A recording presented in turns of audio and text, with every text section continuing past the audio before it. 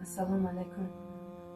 اپا خواهرای مهربان و برادرها و مادرها، از شما خواهش میکنم که همه فرزندای نابالغ معیوبی من 13 ساله شده کودکای من که متشو پاکستان رفتگی در اسیان از زن همسایه‌مون و 4 تا فرزندش بردگی با اشوی من یه بچه و یه دختر داره. همه را همش نگاه میکنن، ایو یاردم چی میکنیم طلب میکنیم یاردم نمیکنن.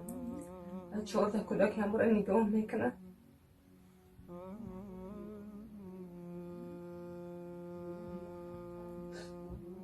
چهار تا کودک همه را کلان میکنن. و 2 تا فرزند دیگه داره اشوی من همه را نگاه میکنن، خوش رو کار میکنن. بچه تقوی میشوه. آن خیلی سلامتیم نیست ایرزده کودک را در خونه هم خسر مسکوم کردگی منه. اگه حقوق خونه میتین من ده پنسیون کودکام کمه 180 پنسیون میگیره کودکای من. معیوبی گروه یک قینده سرانو من ده من یورا شرایط ندارم نگاه کنم بخرانم بپوشانم. خونه خالم میام ده میدشم بیر خونه خواهرم میام خونه هوچم میرم اگه اونجا جو نمیگیرم سرانو خونه در ندارم قینده من ده امی بردارم گرشاک میشینم میارم و بازی میدرونم زورم نمیرسه دیگه. اگه اون شرایط ندارم بنا پنه اگه اون توله شرایط ندارم همه شما خواهش میکنم دستگیری کنه یادم کنه برای کودک من که شرایط قینده و همون مسلمانیم الحمدلله.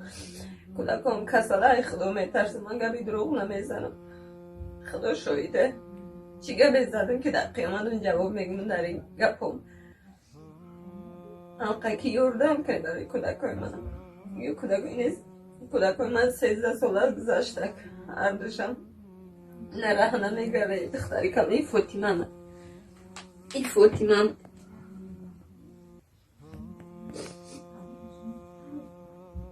روز دو روز میونجا یه برای کار موندیسته نه زهرامه هر جا دگونی که نمره دستگیری کنه شما خواهش میدم.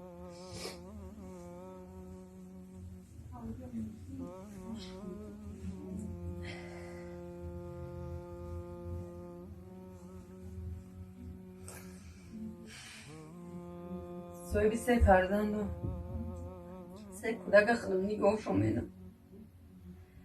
کاری کلخواز میرم پختم چینم شرایط نمیرسه دیگه.